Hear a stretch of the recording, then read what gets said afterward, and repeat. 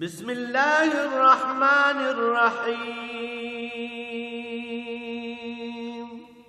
الرحمن علم القرآن.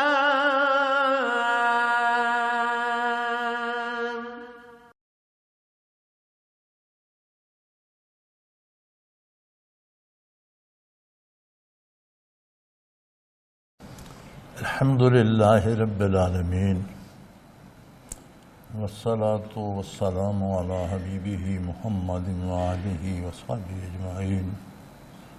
اعوذ باللہ من الشیطان الرجیم. بسم اللہ الرحمن الرحیم. واذکر اخا عاد اذ انذر قومہ بالاحقاف وقد خلت النذر من بین یدیہ ومن خلفہ اللہ تعبدوا الا اللہ انی اخاف علیکم عذاب یوم عظیم. قالوا وجئتنا لتعفکنا عن آلہتنا فأتنا بما تعدنا ان كنت من الصادقین. قال انما العلم عند اللہ وأبلغكم ما أرسلت به ولكني أراكم قوما تجهلون. اللهم سبحانك لا علم لنا إلا ما علمتنا إنك أنت العليم الحكيم. رب اشرح لي صدري ويسر لي أمري واحلل عقدة من لساني يفقهوا قولي. رب زدني علما. مولاي صل وسلم دائما أبدا على حبيبك خير الخلق كلهم.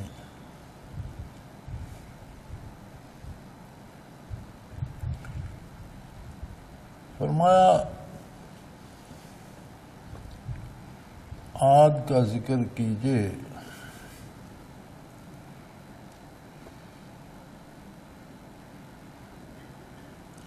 جن میں انہی کے بھائی یعنی اسی قوم کے ایک ہستی کو ہود علیہ السلام کو ہم نے نبوت سے سرفراز فرمایا. اذ انذر قومہ بالاحقاف، وہ ایسی جگہ رہتے تھے جہاں ریت کے دھاردار اور نوکدار بڑے بڑے ٹیلے تھے.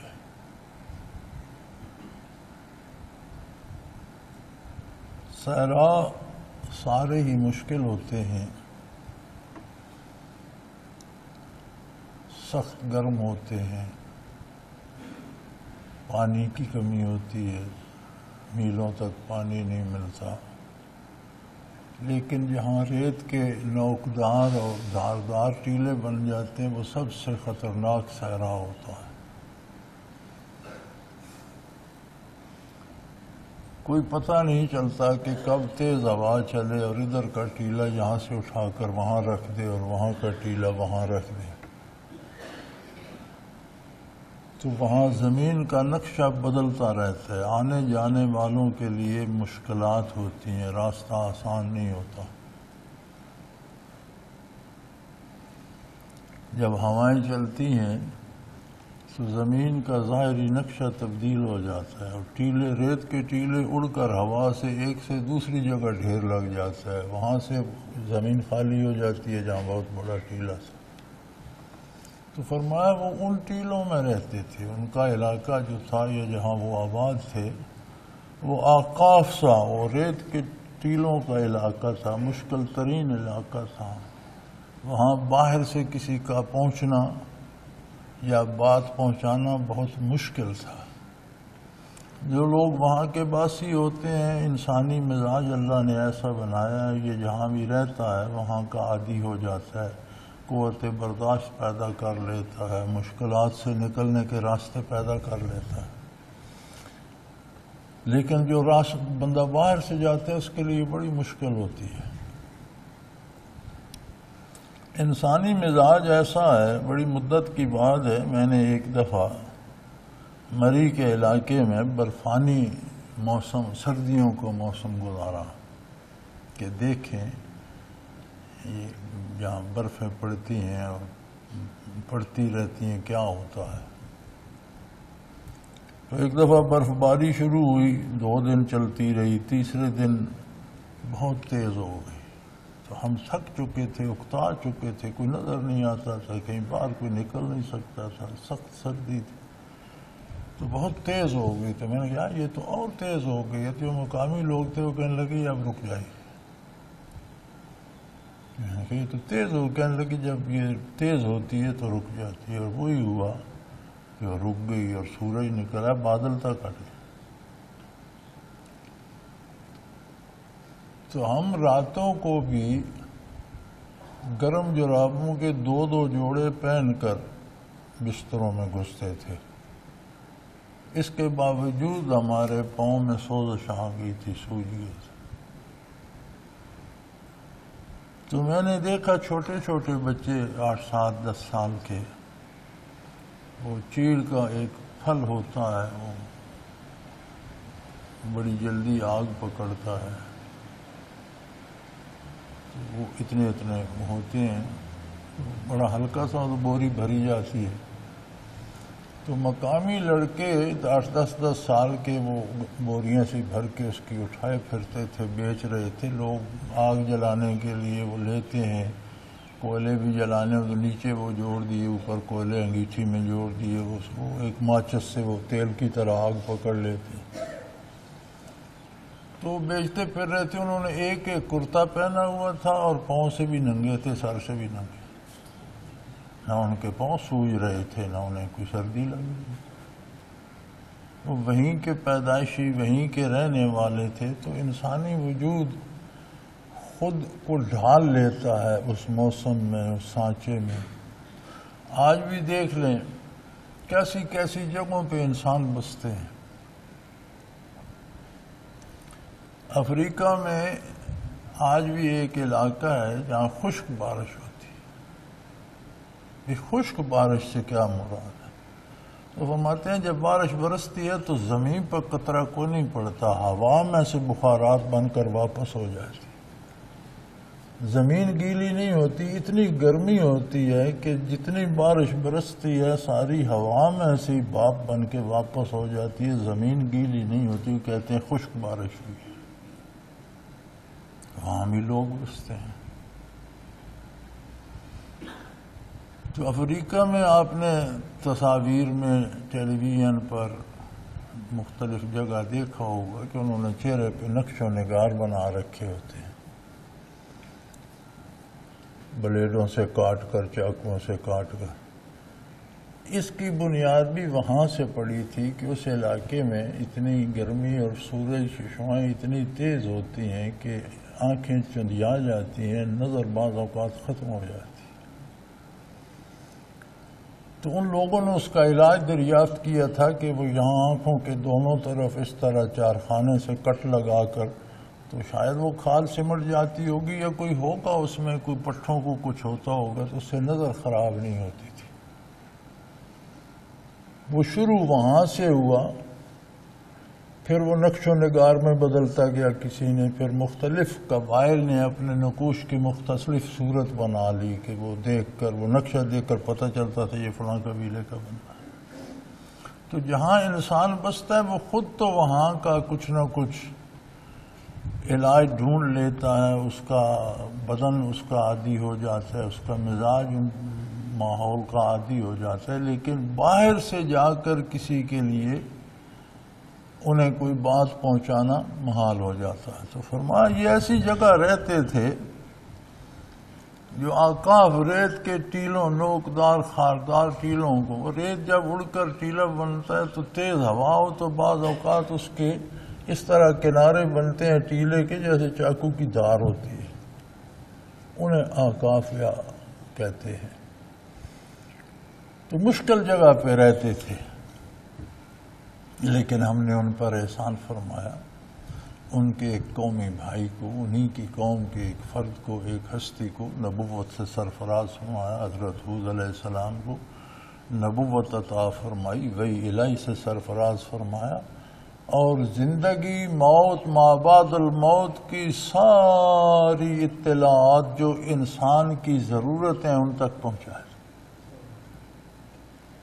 مادی زندگی کے اسباب جس طرح ان تک ہم پہنچاتے تھے، ان مشکل جگہوں پر وہ پانی بھی پیتے تھے، وہ کھانا بھی کھاتے تھے، وہ لباس بھی پہنتے تھے، اولاد بھی پالتے تھے، بیماروں کا علاج بھی، کہ ضروریات زندگی ہم وہاں بھی انہیں مہیا کرتے تھے۔ جس طرح مادی زندگی کے اسباب مہیا کرتے تھے، اسی طرح روحانی تربیت کا بھی اعلیٰ ترین جو سبب تھا، یعنی نور نبوت، وہ ہم نے حود علیہ السلام کو عطا فرمایا۔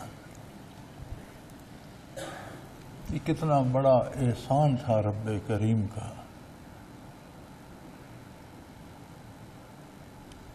یہ باتیں اللہ کریم کیوں یاد دلاتی؟ قرآن تو نصیحت کی، ہدایت کی، رہنمائی کی کتاب ہے، اس کو تاریخ سے کیا دلچسپی؟ قرآن یہ بتانا چاہتا ہے کہ آپ بھی اپنا ماحول دیکھیں، آپ بھی اپنے ارد گرد دیکھیں، آپ بھی اپنا زمانہ دیکھیں۔ کیا اس عہد میں، اس دور میں، جب آپ کے سارے ذرائع ابلاغ بھی فحاشی پھیلانے پہ لگے ہوئے ہیں، جبکہ آپ کے بازاروں سے دیانت و امانت اٹھ چکی ہے، آپ کی عدالتیں ہیں ان میں انصاف نہیں ہے، آپ کے کاروبار ہیں ان میں چور بازاری ہے، آپ جس طرف منہ کرتے ہیں، جس سے جو بددیانتی ہو سکتی ہے وہ کر رہے، اس ماحول میں نور ہدایت کہاں سے آئے گا؟ فرمایا ہمارا یہ کرم ہے نا، آپ تم تک اپنا پیغام پہنچا دیں۔ زمانے کے حوادثات، حالات و واقعات، خرابی اور برائی جو گھٹا ٹوپ اندھیرا پیدا کرتی ہے، ہم اس میں بھی نور توحید پھر تم تک پہنچا دیتے۔ اب قبول تو تم نے کرنا ہے۔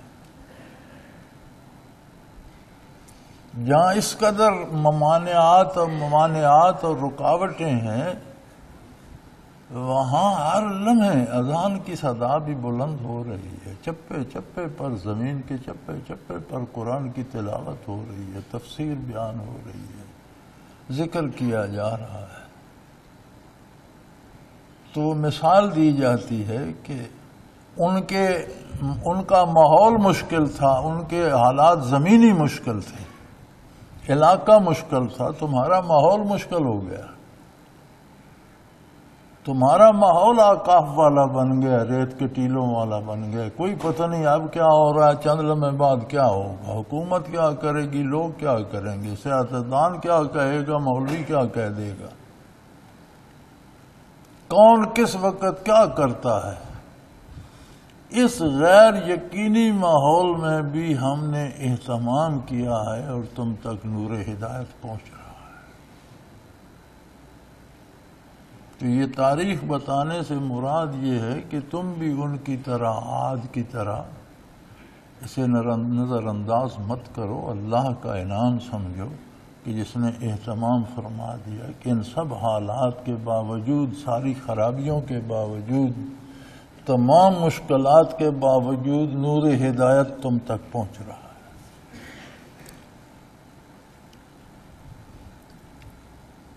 انہوں نے بھی اپنی قوم کو اس بات سے خبردار کیا۔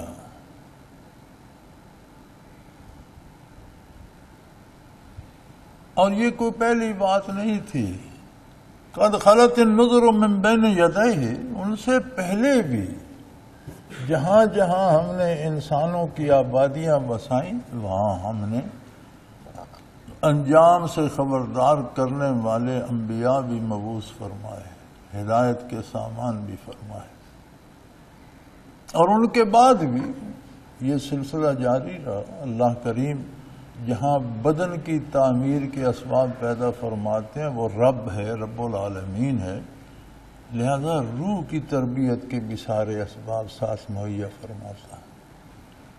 سلسلہ تبلیغ رکا نہیں، نہ ان سے شروع ہوا، ان سے پہلے بھی جب سے انسان آباد ہوا، جہاں انسان آبادی ہوتی تھی وہیں ہدایت پہنچائی جاتی تھی، اور وہ ہلاک ہو گئے، تباہ ہو گئے۔ ان کے بعد بھی اللہ نے کوئی یہ نہیں کہ انہوں نے بات نہیں مانی، خفا ہو کر سلسلہ ہی بند کر دیا جائے، اللہ کریم نے ایسا نہیں کیا۔ کہ عاجز مخلوق ہو کر، فانی مخلوق ہو کر، محتاج ہو کر بات نہیں مانتے، نے کیا نہیں فرمایا؟ یہ نہیں کیا ہم نے۔ ان سے پہلے بھی ہدایت کے اسباب جاری تھے، ان کے بعد بھی ہم نے یہ سلسلہ جاری رکھا۔ کیا تھا سارے دین کی بنیاد؟ کیا تھی؟ کیا نئی بات تھی جو اللہ کے نبی، اللہ کے رسول، اللہ کا دین کہتا تھا اور لوگ نہیں مانتے تھے؟ وہ تھی اللہ تعبدوا الا اللہ، اللہ کے علاوہ کسی کی عبادت نہ کرو۔ عبادت ہوتی ہے غیر مشروط اطاعت۔ ہم نے تو عبادت کو مختص کر دیا نا نماز روزے کے لیے۔ ہر کام عبادت ہے جب وہ اللہ کے حکم کے مطابق ہو۔ دنیا کا کوئی ایسا کام نہیں ہے یا اطاعت ہے یا نافرمانی ہے، جس کام میں اطاعت ہے وہ عبادت ہے۔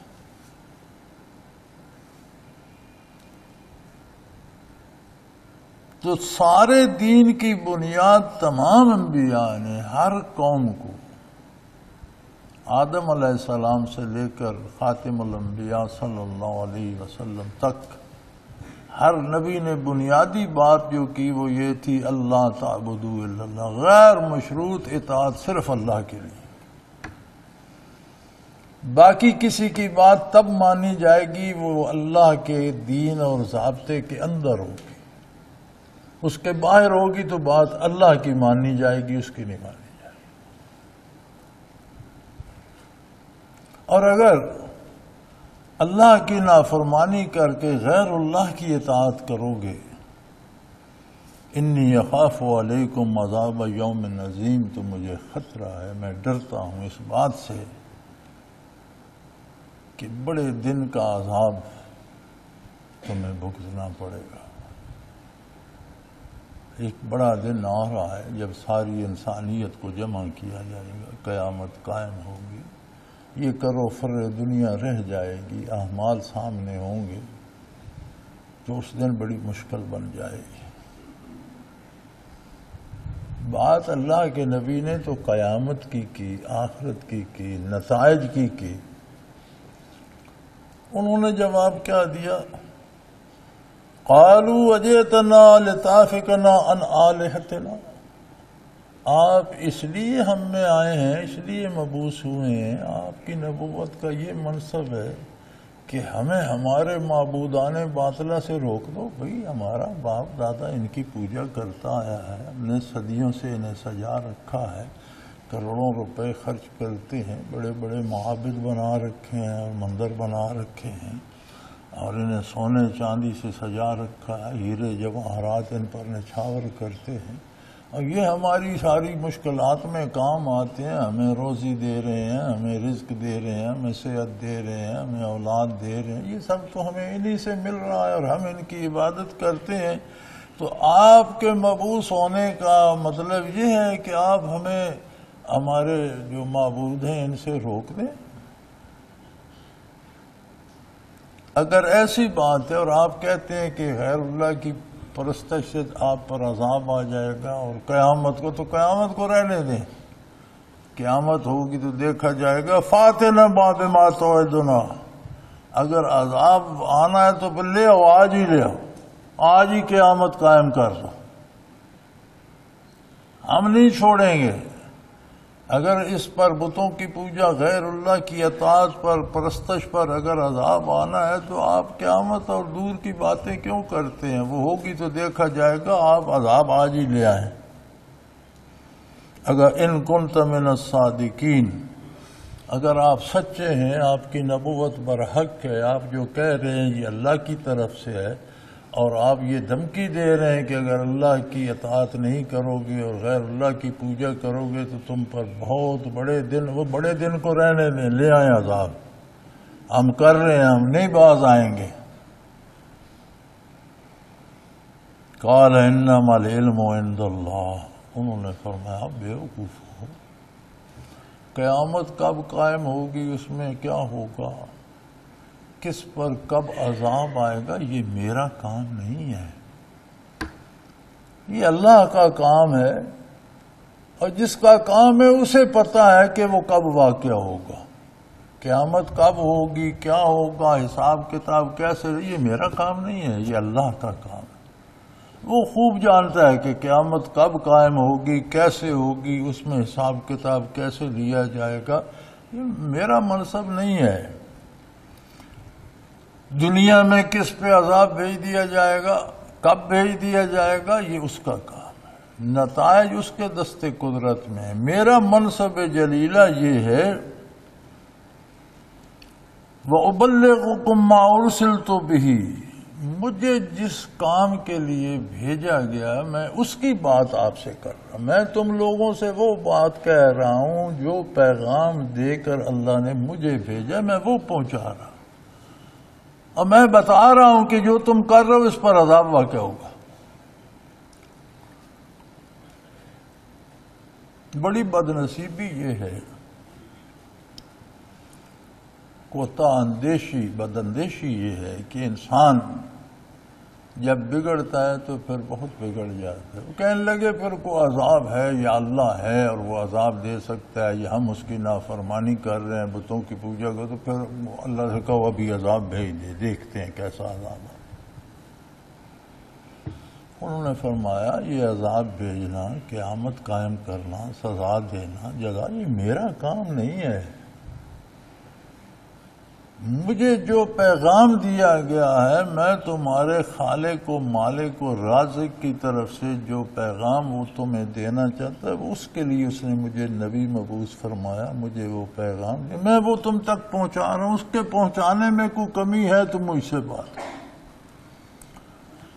مانو گے وہ اجر دے گا، نہیں مانو گے عذاب پاؤ گے، دنیا میں کب دے گا، آخرت میں، یہ اس کا کام ہے، مجھے علم نہیں ہے۔ قال انما العلم عندی، یہ تو اللہ کا کام ہے، اس کے معاملات وہ جانتا ہے، کس پر کب عذاب آئے گا، کس کو کتنا ثواب ملے گا، مجھے تو پیغام اللہ کا پہنچانا ہے۔ ابلغکم ما ارسلت به ولکنی اراکم قوما تجہلون، لیکن میں دیکھ رہا ہوں کہ تم نرے جاہل ہو، بودی باتیں کرتے ہو، میں ثواب بات اور کر رہا ہوں، تم آگے سے اعتراض اور کر رہے ہو۔ اعتراض بھی کیا جائے یا ان کو تو متعلقہ چیز تو دلیل متعلقہ ہونی چاہیے۔ میں کہہ رہا ہوں قیامت کو رسوا ہوگے، تم کہتے ہو کہ قیامت ہے تو ابھی لے آؤ، اب یہ قیامت قائم کرنا یہ میرا کام تو نہیں ہے، میرا کام تو قیامت کی اطلاع دینا ہے، بر وقت خبر دینا ہے، بتانا ہے کہ اس سے کیسے بچ سکتے ہو، نیکی عقیدہ صحیح کیا ہے، عمل اور کردار کیا ہے۔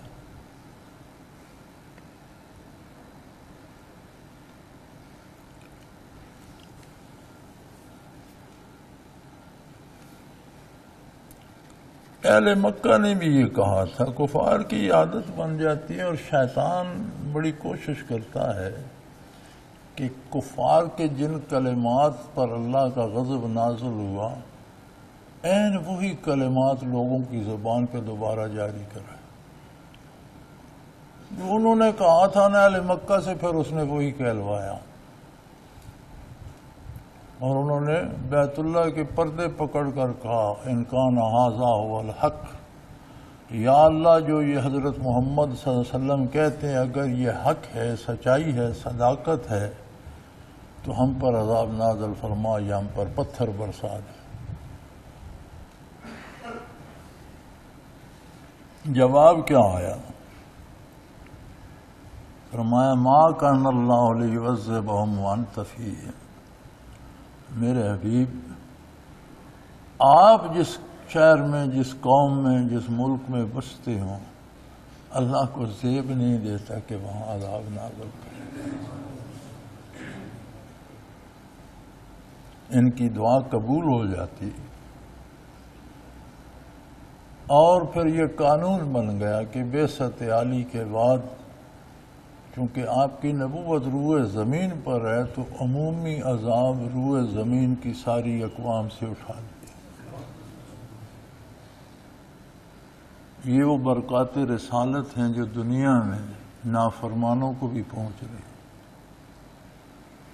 اجتماعی عذاب تو اٹھا لیے گئے لیکن ان کی دعا بھی رد نہیں گئی، جزوی طور پر پھر ان پر قحط پڑا، بدر میں مارے گئے، احد میں رسوا ہوئے، خندق میں شرمندہ ہو کر بھاگے اور پھر مکہ مکرمہ فتح ہو گیا اور ان کا نشان ہی مٹ گیا۔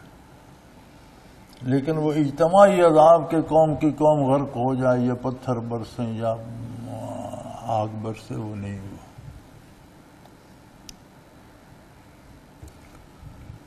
تو جن کی برکات سے نہ ماننے والے بھی نہ جانتے ہوئے بھی عمومی عذاب سے دنیاوی زندگی میں تو بچے ہوئے ہیں، جو دامن تھام لیتے ہیں ان کو کیا کیا ملتا ہے۔ اس دامن میں کیا کیا کچھ ہے، دامن ہاتھ میں آئے تو اس دامن میں کیا کیا کچھ ہے، دامن ہاتھ میں آئے تو۔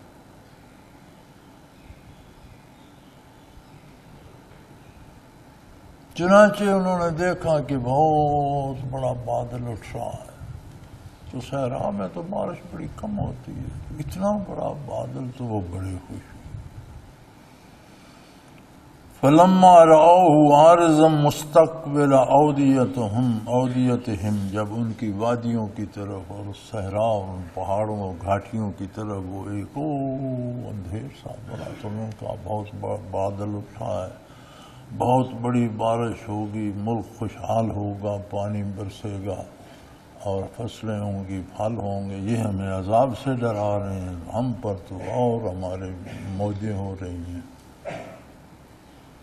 قالوا ھذا عارض ممطرنا، کہنے لگے یہ بادل تو ہمیں نہال کا، یہ برسے گا تو بس موج ہی موج ہو جائے گی، دولت ہی دولت ہو جائے گی۔ اللہ کریم فرماتے ہیں بل هو ما استعجلتم به، بادل نہیں ہے، یہ تمہاری اللہ نے سن لی ہے۔ تم جو کہتے تھے نا کہ قیامت کو تو پتہ نہیں کب ہوگی، اب یہ عذاب لے آؤ، یہ وہی ہے جو تم مانگ رہے تھے، تم نے جس کی جلدی کی تھی نا، یہ وہ آ رہا ہے۔ ریحٌ فیہا عذاب علیم، یہ ایک آندھی ہے، طوفان ہے جس میں بڑا دردناک عذاب۔ تدمر کل شیء بامر ربہا، چنانچہ جب وہ آندھی پہنچی اس نے ہر چیز اللہ کے حکم سے تباہ برباد کر کے رکھی۔ اتنی تیز ہوائیں تھی کہ انسانوں کو اٹھا اٹھا کر پٹک پٹک کر پرخچے اڑا دی، جانور مر گئے، پرندے مر گئے، زمینی مخلوق جو اس علاقے میں تھی تباہ ہو گئی۔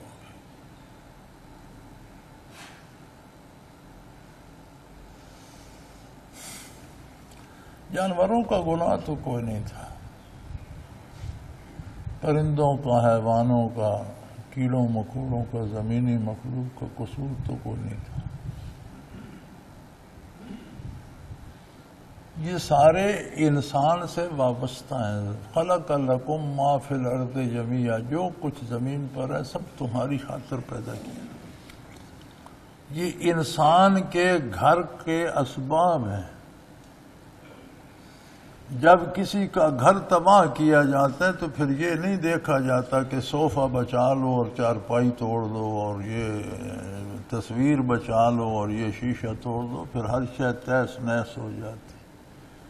جب عذاب آتا ہے، گرفت آتی ہے تو سارا گھر اجڑتا ہے، تو اس میں چرند پرند حیوان ساری مخلوق سب تباہ ہو جاتی ہے، اور سارے کی ذمہ داری اس انسان پہ آتی ہے جو اس عذاب کے لانے کا سبب بنا۔ حضرت ابو ہریرہ رضی اللہ تعالیٰ عنہ سے ایک روایت منقول ہے، وہ کہا کرتے تھے، ان کا قول ہے کہ جنگل میں کسی چڑیا کے انڈے یا بچے اگر گیدڑ کھا جاتا ہے تو یہ بھی کسی بے نماز ہونے کی نحوست ہے۔ انسانی کردار متعلقہ مخلوق کو بھی خود اس پر تو جو اندھیر آتا ہے، جو تاریکی آتی ہے، جو ظلمت آتی ہے، دوسری مخلوق کو بھی متاثر کرتا ہے۔ تو فرمایا وہ تو ایک طوفان تھا جس میں دردناک عذاب تھا. تو تدمر کل شیء بامر، اللہ کے حکم سے ہر چیز کو تباہ برباد کر کے رکھ دی. فاصبحوا لا یری الا مساکنہم، اگلی صبح تک کوئی مکان اور کوئی کھنڈر کھڑے تھے، کوئی سانس لینے والا نہیں تھا، نہ کوئی انسان تھا نہ کوئی حیوان تھا، کوئی ذی روح نظر نہیں آتا تھا، لاشوں سے اٹے پڑے تھے. مکان بھی، صحن بھی، آبادیاں بھی، گاؤں بھی، شہر بھی مردوں سے اور لاشوں سے اٹے پڑے تھے. انسانوں کی، جانوروں کی، پرندوں کی، طرح طرح کی لاشیں بکھری پڑی تھیں. کذالک نجزی القوم المجرمین، جرائم کرنے والی قوموں کو اسی انجام سے دوچار ہونا پڑتا ہے، اور ان کو ہم ایسی ہی سزا دیتے ہیں.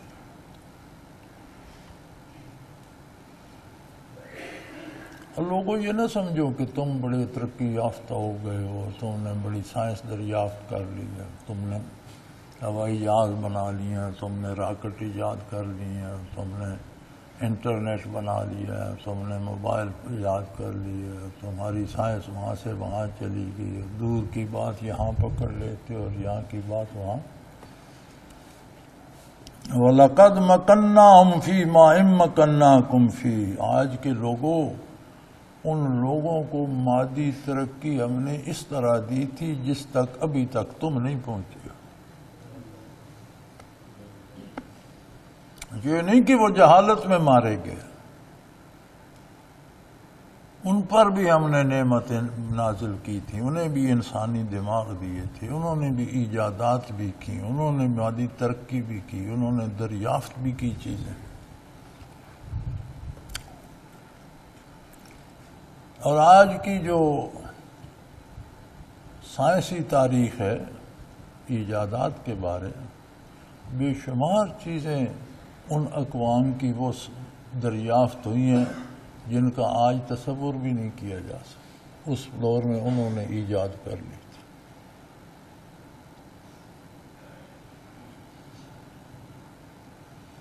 فرمائیں پہلی قوموں نے بھی بڑی مادی ترقی کی تھی، تو میں نے یہ نہ سمجھو کہ جنگلی اور جاہل تھے اور وہ بت پرستی میں رہے، نہیں، انہیں دنیاوی اور مادی ترقی نے اللہ سے گمراہ کر دیا تھا.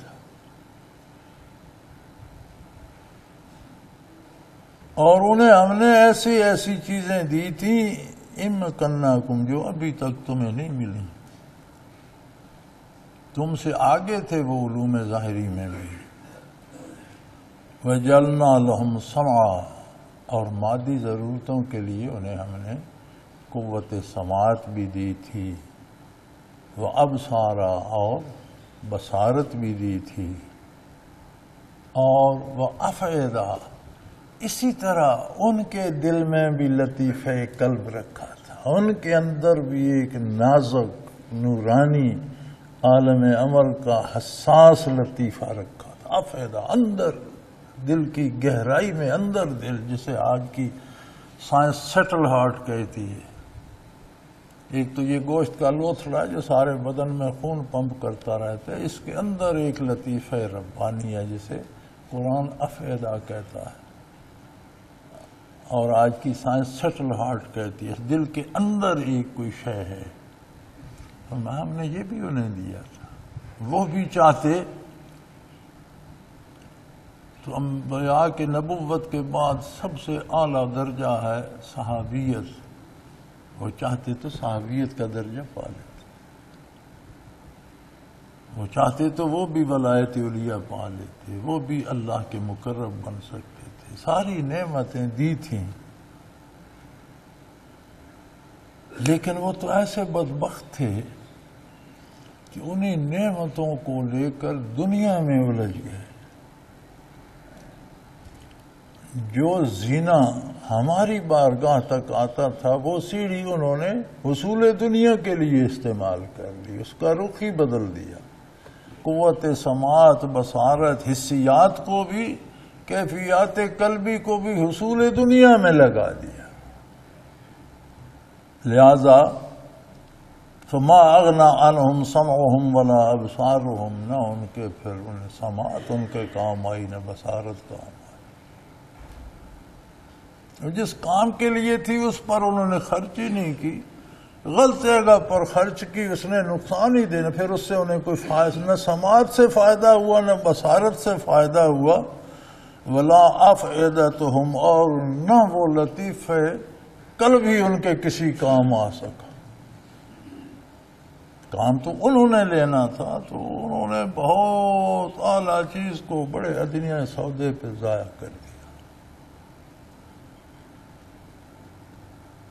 کوئی رتی برابر من شیئن، کوئی ذرا برابر ظاہری اور باطنی قوتیں جو ہم نے دی تھیں ان سے وہ فائدہ حاصل نہ کر سکے۔ کیوں؟ اذ کانوا یجحدون بآیات اللہ، جب انہوں نے اللہ کی آیات سے مقابلہ شروع کر دیا۔ کفر جہودی وہ ہوتا ہے کہ آدمی حقیقت کو سمجھ تو رہا ہوتا ہے، آخر انسان ہے، اس میں عقل ہے، بات سمجھ جاتا ہے لیکن مانتا نہیں۔ ایک واقعہ میں نے کئی دفعہ ذکر کیا ہے، ایک واقعہ ملتا ہے کہ ابو جہل پریشان بیٹھا تھا، اس کا کوئی بے تکلف دوست اس سے ملنے آیا تو بڑا پریشان بیٹھا تھا۔ اس نے کہا کیا بات ہے؟ اسے ابو الحکم بھی کہتے تھے، لقب تو اس کا ابو الحکم تھا۔ ابو جہل نبی کریم صلی اللہ علیہ وسلم نے اس کا نام رکھا تھا کہ ابو الحکم نہیں، ابو جہل ہے، جہالت کا مرکز ہے، تو پھر وہی نام اس کے گلے پڑ گیا۔ اس نے کہا ساری وادی پہ تمہارا حکم چلتا ہے، تم پریشان، جو تم چاہو ہو جاتے، تو پریشانی کس بات کی؟ کہنے لگا یار اس لڑکے نے پریشان کر دیا ہے۔ ایک بڑا اچھا ہمارا معاشرہ نظام چل رہا تھا، اس میں ہماری سرداری تھی، ہمارا حکم چلتا تھا، ہر کوئی ہمیں مانتا تھا، وہ سارا ہی گڑبڑا کے رکھ دیا ہے۔ تو اس دوست نے کہا بھی تمہارے کہنے پر تو کتنے لوگ قتل کر دیے گئے، تو ایک بندے کا کیا ہے، اس ایک کو بھی قتل کرا دو۔ تو وہ اسے کہتے ہیں تم کیا سمجھتے ہو ہم نے کمی چھوڑی ہے؟ بھائی وہ اللہ کا رسول ہے، ہم اسے قتل نہیں کر سکتے، اللہ اس کی حفاظت کرتا ہے، ہم اللہ سے کیسے لڑیں؟ وہ اللہ کا نبی ہے، اللہ اس کی حفاظت کرتا ہے، ہم نے کوئی ہیلہ نہیں چھوڑا۔ تو وہ حیران ہو گیا، وہ کہنے لگا تمہیں پتا ہے اللہ کا نبی ہے؟ تو اس نے کہا نبی نہ ہوتا تو کب کرنا دنیا سے اٹھا دیا ہوتا ہم نے۔ تو کہنے لگا جب جانتے ہو ظالم تو پھر مان لو، پھر تو طریقہ یہ جب تمہیں پتا ہے اللہ کا نبی ہے، اللہ اس کے ساتھ ہے، تو پھر مان لو۔ کہنے لگا مان تو لیں پر ہم تو زیرو ہو جائیں گے، ہماری تو حیثیت ختم ہو جائے گی، ہم تو پھر اس کے غلام ہو جائیں گے، ہمیں تو پھر اس کی بات ماننا ہوگی، ہماری کون سنے گا؟ پھر ہم کہاں گئے؟ مان لینے سے ہم نہیں رہتے۔ ابو جہل نے تو یہ فلسفہ بتا دیا تھا نا، ہم بتاتے نہیں ہیں۔ ہماری نافرمانی کا فلسفہ بھی یہی ہے کہ اللہ کا حکم تو ہے، نبی کا حکم بھی ہے، دین بھی ہے، لیکن میں جو کہتا ہوں وہ بھی تو ہونا چاہیے۔ ہر گناہ میں یہ جذبہ شامل ہے کہ میں ایسا چاہتا ہوں، کہیں زیادہ، کہیں ابو جہل میں بہت زیادہ ہوگا، ہم میں اس سے تھوڑا ہوگا، لیکن جب ہم نافرمانی کرتے ہیں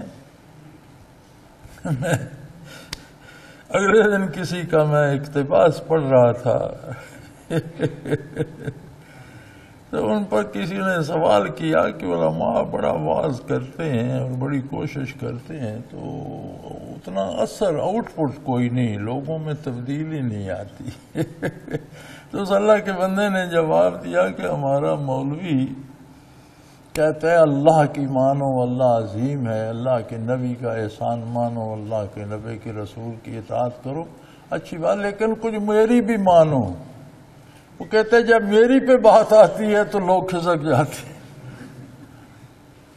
پھر لوگ کہتے ہیں کہ تمہاری مانے تو ہم بھی تو کوئی حیثیت رکھتے ہیں، ہم اپنی مرضی بھی کریں. اس نے کہا اس لیے اصلاح نہیں ہوتی. اگر مولوی اسی بات پہ رہتا نا کہ اللہ کے رسول کی مانو تو شاید زیادہ لوگ مانتے.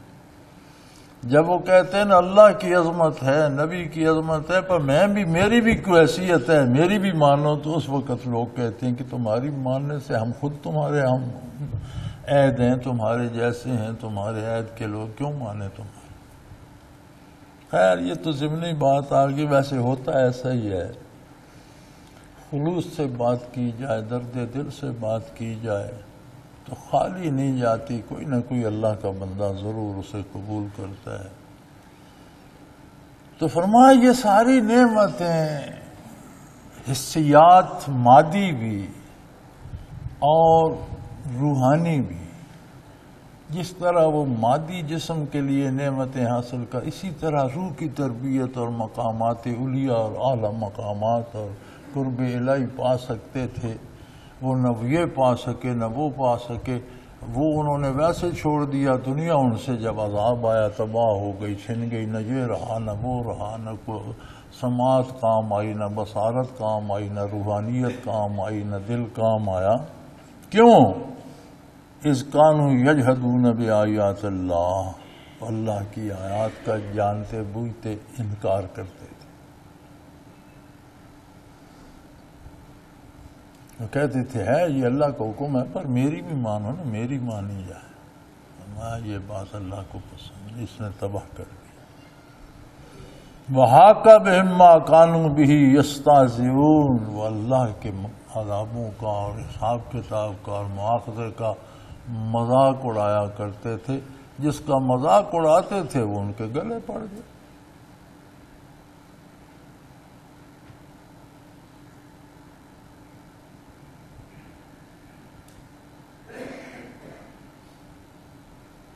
اللہ کریم توفیق دے کہ انسان اس کی نعمتوں کو سمجھے، ان کی قدر کرے اور جس کام کے لیے اس نے عطا کی ہیں ان پر خرچ کرے. زبان اس نے گویائی کے لیے عطا کی ہے، اس سے اللہ کی تعریف بھی کرتا ہے، اللہ کے نبی پر درود بھی پڑھتا ہے، قرآن کی تلاوت بھی کرتا ہے، تسبیحات پڑھتا ہے، دعا دیتا ہے، نصیحت کرتا ہے. لیکن اگر انسان اختیار کر لے دوسرا راستہ تو پھر اسی سے جھوٹ بھی بولتا ہے، گالی بھی دیتا ہے، دھوکہ بھی کرتا ہے. ساری قوتوں کا یہی حال ہے. سماعت، بصارت، کیفیات قلبی اللہ نے حق کو قبول کرنے کے لیے دی ہیں. تو یہ کئی جرائم جمع ہو جاتے ہیں. صرف یہ نہیں کہ اللہ کی نافرمانی کی، اللہ کی دی ہوئی نعمتوں کو، ایک فوجی کو حکومت اسلحہ بھی دیتی ہے، چلانے کی ٹریننگ بھی دیتی ہے، امونیشن بھی دیتی ہے. کس لیے دیتی ہے؟ ملک کے دفاع کے لیے. اگر اسی بندوق سے وہ ملک کو لوٹنا شروع کر دے اور ڈاکے مارنا شروع کر دے تو کیا ہوگا؟ عام ڈاکو سے اس کی سزا کئی گنا بڑھ جائے. تو فرمایا یہ حسیات بدنی اور حسیات معنوی، مادی حسیات اور روحانی حسیات، دونوں نعمتیں ہم نے دی ہیں. چاہیے کہ تم مادی زندگی میں بھی ترقی کرو، نعمتیں حاصل کرو، اچھا پہنو، اچھا کھاؤ، اچھا گھر بناؤ، اچھی گاڑی رکھو، اپنے وسائل سے حلال اور جائز رزق سے دوسروں کا حق مار کرنا. اسی طرح آخرت بھی بناؤ، خوبصورت بناؤ. جس طرح یہاں چاہتے ہو تمہارا گھر دوسروں سے اچھا ہو، اسی طرح وہاں بھی کوشش کرو تمہارا انجام دوسروں سے بہت اچھا ہو، تمہارا لباس وہاں بھی اچھا ہو، تمہاری رہائش وہاں بھی اچھی ہو.